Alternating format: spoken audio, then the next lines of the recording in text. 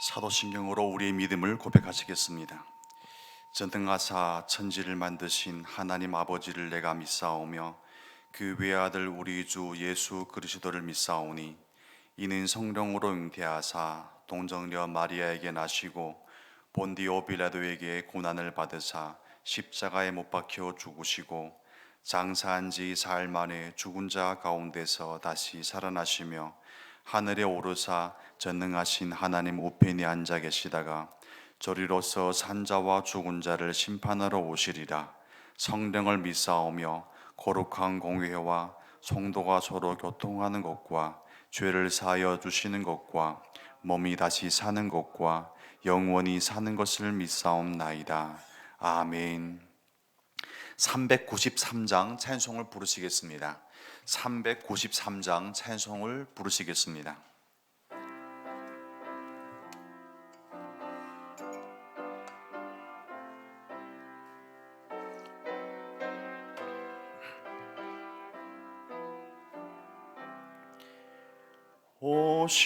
오시시라신 주 내 아버지여 늘 함께 계시니 두려움 없네. 그 사랑 변찮고 날 지키시며 언제나 오늘이 한결같네. 오시시라신 주 오시시라신 주 날마다 자비를 베푸시며 일용할 모든 것 내려주시니 오시시라신 주 나의 구주 봄철과 또 여름 가을과 겨울 해와 달 별들도 다 주의 것 만물이 주 영광 드러내도다. 신실한 주 사랑 나타내네. 오시시라신 주 오시시라신 주 날마다 자비를 베푸시며 일용할 모든 것 내려주시니 오시시라신 주 나의 구주 내 죄를 사하여 안위하시고 주 친히 오셔서 인도하네. 오늘의 힘되고 내일의 소망 주만이 만복을 내리시네. 오시시라신 주 오시시라신 주 날마다 자비를 베푸시며 일용할 모든 것 내려주시니 오시시라신 주 나의 구주. 아멘. 함께 보실 말씀은 신약성경 히브리서 11장 말씀이 되겠습니다. 히브리서 11장 23절로부터 26절까지 말씀을 읽으시겠습니다. 히브리서 11장 23절로부터 26절까지 말씀을 함께 읽으시겠습니다. 큐티책의 성경 본문은 31절까지입니다. 함께 합독하시겠습니다. 믿음으로 모세가 낳았을 때 그 부모가 아름다운 아이임을 보고 석 달 동안 숨겨 왕의 명령을 무서워하지 아니하였으며 믿음으로 모세는 장성하여 바로의 공주의 아들이라 칭함받기를 거절하고 도리어 하나님의 백성과 함께 고난받기를 잠시 죄악의 낙을 누리는 것보다 더 좋아하고 그리스도를 위하여 받는 수모를 애굽의 모든 보화보다 더 큰 재물로 여겼으니 이는 상조심을 바라봄이라. 아멘. 새벽기도 나오실 때 7번의 성도님께서 1,000번째 헌금을, 한 분의 성도님께서 감사의 예물을 올리셨습니다. 감사의 제목 나누시겠습니다. 오늘 입원해서 내일 수술 잘 받을 수 있도록 하나님 은혜 주시고 도와주시옵소서. 아멘. 히브리서 11장은 믿음의 장이라는 별명도 있습니다. 별칭이 있습니다. 그만큼 믿음에 대해서 깊이 해석하고 깊이 이해시켜주는 내용이 바로 히브리서 11장이라고 우리는 항상 기억하고 있고 또한 배워왔습니다. 히브리서 11장 읽다 보면 가장 많이 반복되는 단어가 믿음이고, 이 믿음을 표현하는 방식이 좀 독특합니다. 어떻게 표현되었냐면 믿음으로 누구누구는 이렇게 살았고 누구는 이런 선택을 하였다라고 표현하고 있습니다. 믿음으로란 말이 자주 반복되는 것이 참 우리가 주목해 보아야 할 초점인 것 같습니다. 무엇으로 어떻게 한다, 무엇으로라는 단어의 표현은 우리가 아는 것처럼 목적을 이루는 수단을 의미하고 있습니다. 즉 밥은 입으로 먹죠. 즉 입이 수단이 되는 겁니다. 길은 발로 걸어가는 겁니다. 그리고 바다를 건너려면 배를 타야 하고요, 하늘을 올라가려면 비행기를 또 우리는 타야만 하는 것이죠. 그렇다면 히브리서가 믿음으로라는 표현을 반복되어서 여러 사람, 역사적인 인물에 대해서 표현하는 이유는 딱 한 가지입니다. 성도들에게 성도의 삶은 무엇으로 살아내지는가를 설명해 주는 내용인 것이죠. 성도의 삶은 무엇으로 사라지는 것입니까? 바로 믿음으로 사라지는 것입니다. 여러분과 제가 붙잡을 수 있는 유일한 한 가지, 또 간절히 붙잡아야 되는 유일한 한 가지의 어떤 방법과 하나님 앞에서 우리가 성도로 살아가는 비결이 있다면 그것은 바로 믿음을 붙잡는 인생인 줄로 믿으시기를 바랍니다. 성도는 밥으로 살아가는 것도 아니고 힘과 능력으로 살아내지는 것도 아니고 성도의 삶은 믿음으로 살아내는 것이라고 말씀하고 있는 것이죠. 히브리서를 읽을 때 유의해야 하는 부분들이 있습니다. 바로 믿음이란 이 내용이 과연 누구에 의해서 주장되는가, 주관되는가, 혹은 지배되는가 하는 문제인 것입니다. 히브리서 11장은 여러분과 저에게 이 믿음의 주체에 대해서 상당히 깊이 있게 해석해 줍니다. 많은 경우 여러분과 제가 느끼는 것은 내가 믿음을 가져야 된다고 생각합니다. 즉 믿음의 주관자는 이제 저가 되는 것이죠. 그러나 히브리서 말씀은 믿음으로 누구는 이렇게 살았다고 표현하고 있지만 절대적으로 믿음은 그 사람에 의해서 만들어지는 내용이 아니라고 분명히 말씀해 주고 있습니다. 쉽게 표현하면 이런 것입니다. 성도가 믿음을 만들어내서 믿는 게 아니라 이미 믿음은 성도를 품어주고 있고, 성도는 성도를 품어내는 그 믿음에 자신의 인생을 이제 올리는 거다, 즉 맡기는 거다라는 이 사실을, 이 명제를 히브리서 11장은 1절부터 마지막 절까지 여러분과 저에게 교훈해주고 있습니다. 많은 경우 여러분과 저는 나에게 믿음이 부족하다고 하는데, 물론 예수님은 믿음이 적은 자들아 이렇게 말합니다. 그런데 과연 여러분과 저는 믿음을 만들어낼 수 있을까요? 원로 목사님께서 늘 결혼 주례하실 때 이렇게 표현합니다. 복은 우리가 만들어내는 게 아니라 받는 것입니다. 우리가 믿음을 만들어내는 게 아니고 믿음은 이미 여러분과 저를 품어내고 있는 하나님의 은혜였습니다. 단지 그 은혜 앞에 우리의 삶을 더 맡겨드리는 게 바로 믿음이 있다는 표현으로 성경은 해석하고 있는 것이죠. 왜 나는 믿음이 없어? 믿음을 자아내려고 하지 마시고 이미 여러분을 품고 있는 하나님의 은혜 안에 여러분의 삶을 맡기는 연습을 더 하십시오. 그 맡기는 자리에서 믿음은 내가 만들어내는 게 아니라 얻어내는 것이라고, 얻어지는 것이라는 사실을 발견하게 될 줄로 믿으시기 바랍니다. 즉 믿음을 만들려고 하지 마시고 믿음은요 신뢰할 때 얻어지는 사실이라는 것을 히브리서 11장을 통해서 발견하는 기쁨이 있으시길 바랍니다. 모세의 인생을 보면 오늘 본문은 모세의 인생에 대해서 말하고 있는데요. 모세의 인생을 보면 바로 이 사실을 더욱더 구체화시켜 주고 있습니다. 믿음은 나의 능력으로 만들어내는 게 아니라 믿음은 하나님의 은혜 앞에 나의 인생을 더욱 맡겨질 때 얻어지는 선물이다 는 그 사실을 우리에게 보여주고 있는 것이죠. 모세의 삶은 시작되는 그 자리부터 사실은 그가 능력으로 선택할 여지가 없었던 인생이었거든요. 어떻게 알 수 있습니까?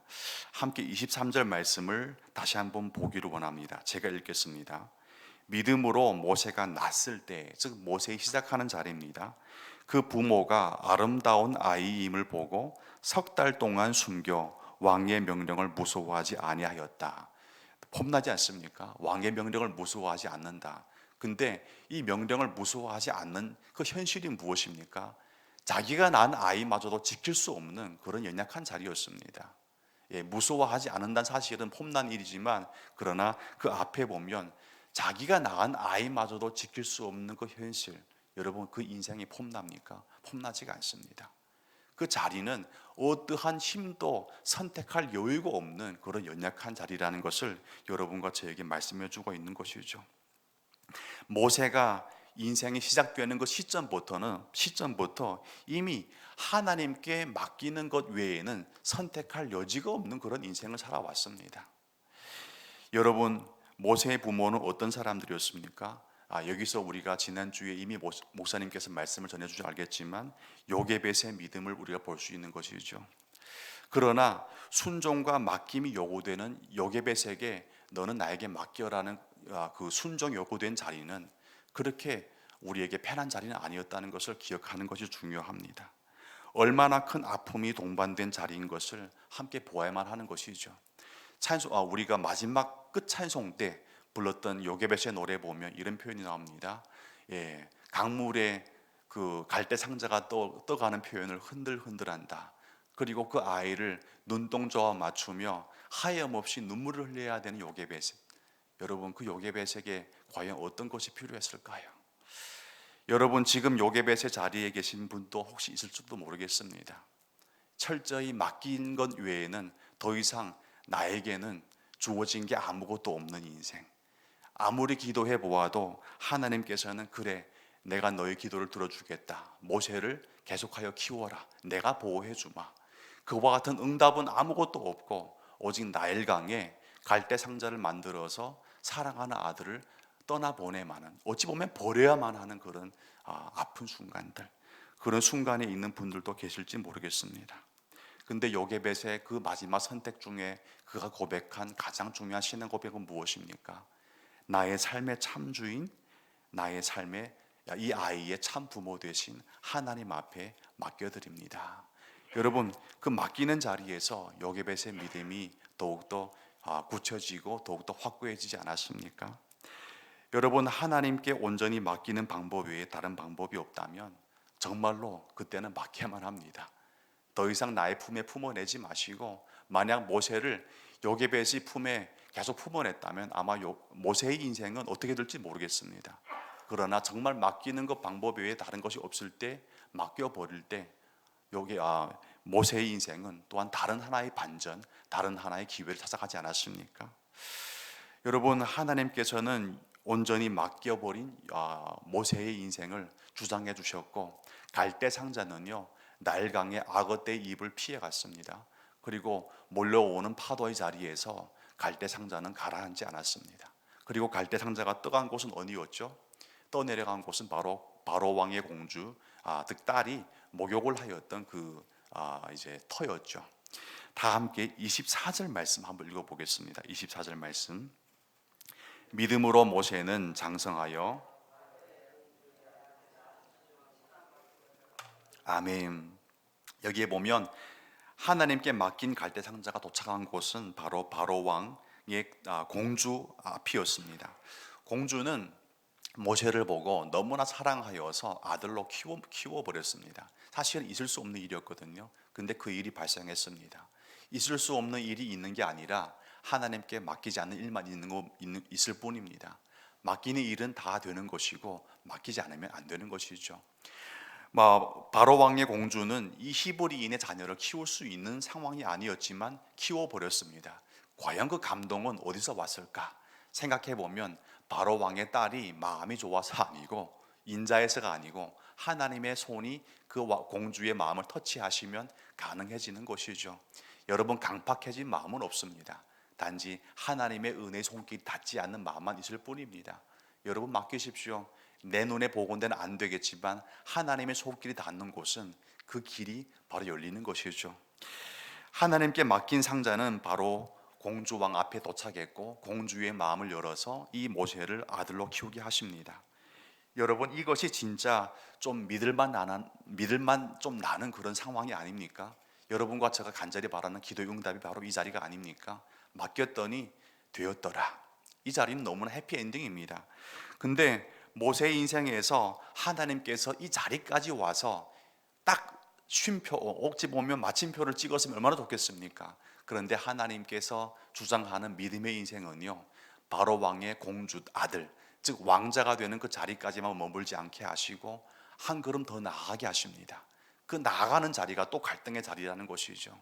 갈등이 해결되어서 해피엔딩이 되었는데 해피엔딩으로 마치지 않고 더 갈등의 자리로 몰아가는 것이 바로 믿음이 하는 일이다는 사실을 히브리서를 볼 때마다 여러분과 저의 마음을 아프게 합니다.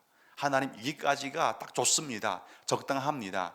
근데 하나님은요, 여러분과 저의 마음보다 더 나아가십니다.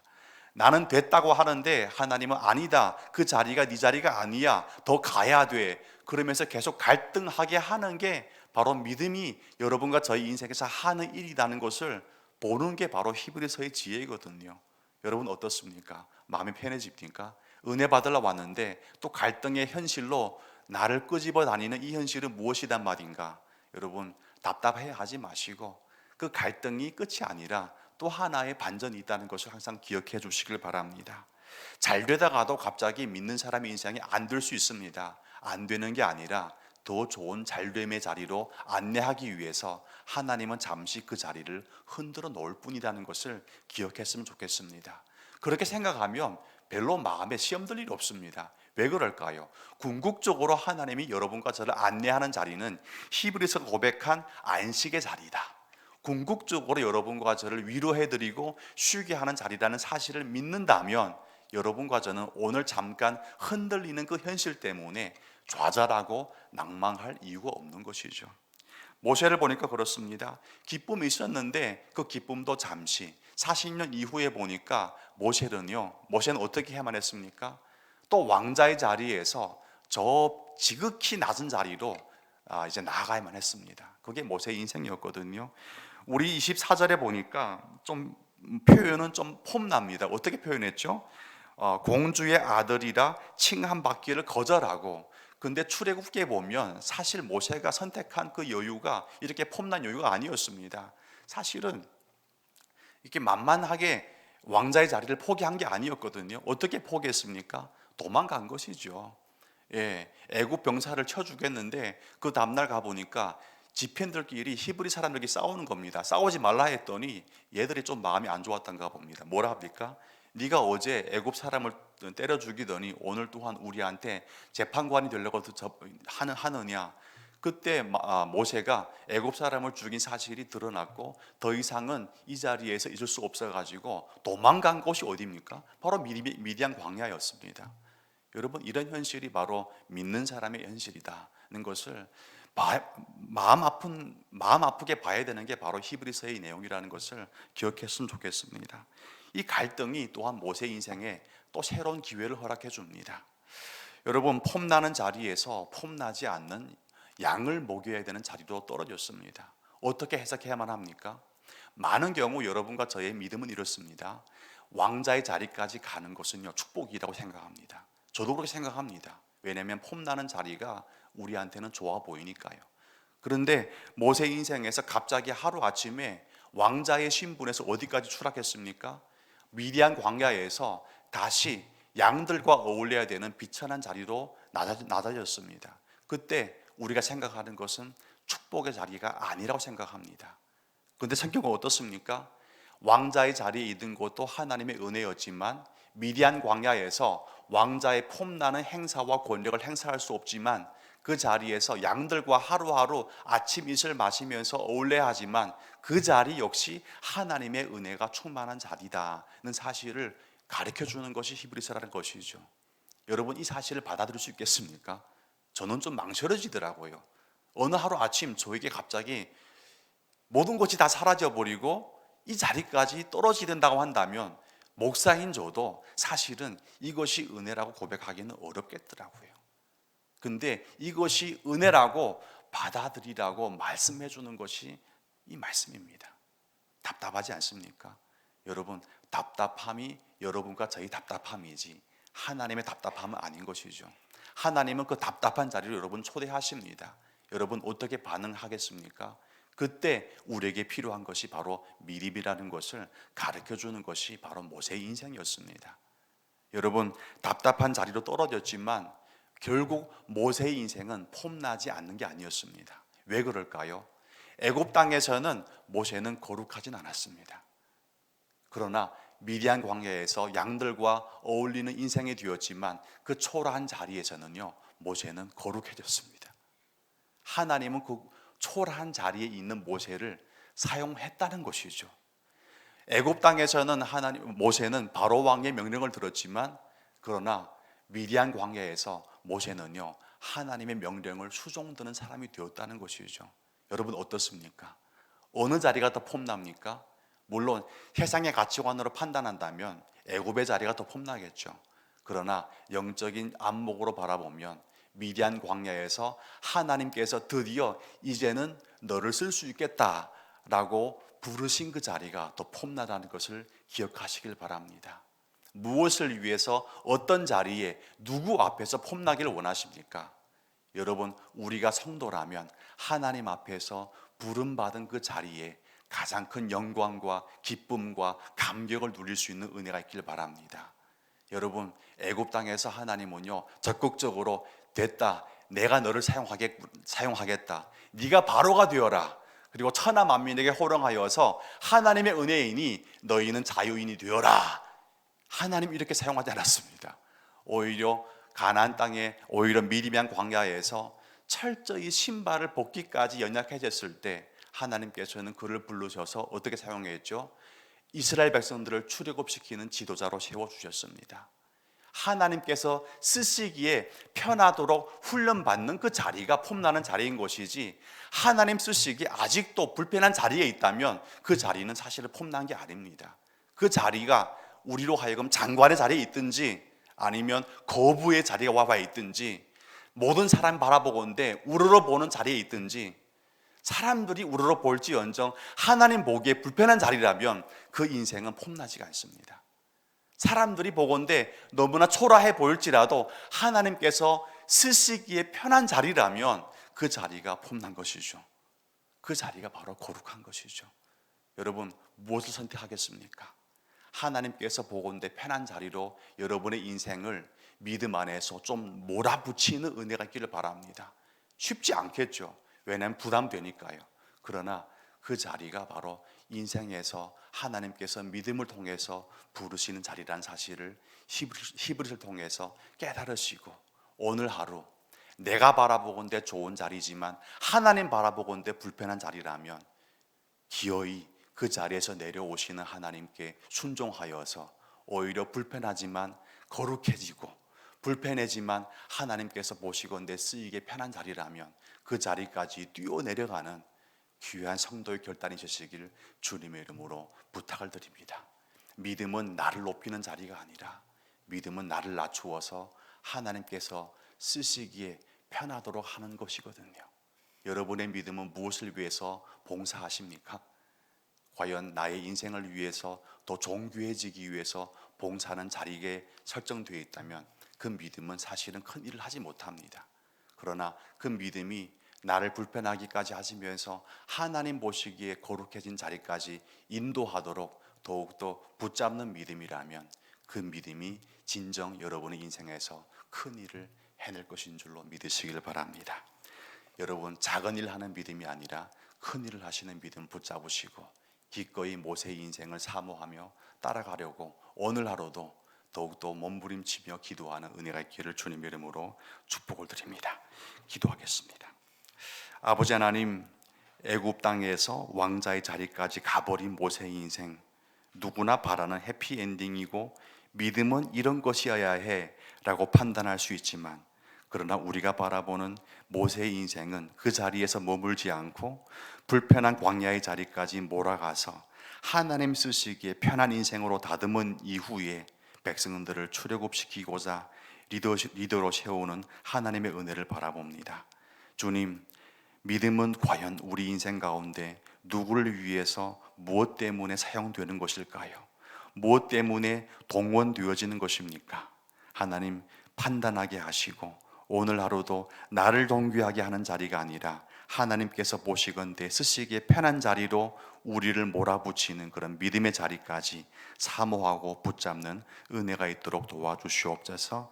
주님께 바친 모든 예물 주님께서 흠양하시고 이 예물 또한 믿음을 위해서 사용되어지고 예물이 전달되는 곳, 사용되는 곳마다 믿음의 인생이 더욱더 세워지는 은혜가 있도록 은혜를 베풀어 주시옵소서.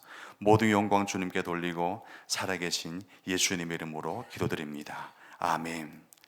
하늘에 계신 우리 아버지여, 이름이 거룩히 여김을 받으시오며 나라가 임하시오며 뜻이 하늘에서 이루어진 것 같이 오늘날 우리에게 일용할 양식을 주옵시고 우리가 우리에게 죄진 자를 사여 준 것 같이 우리 죄를 사여 주옵시고 우리를 시험에 들게 하지 마옵시고 다만 악에서 구하시옵소서. 대개 나라와 권세와 영광이 아버지께 영원히 있사옵나이다. 아멘.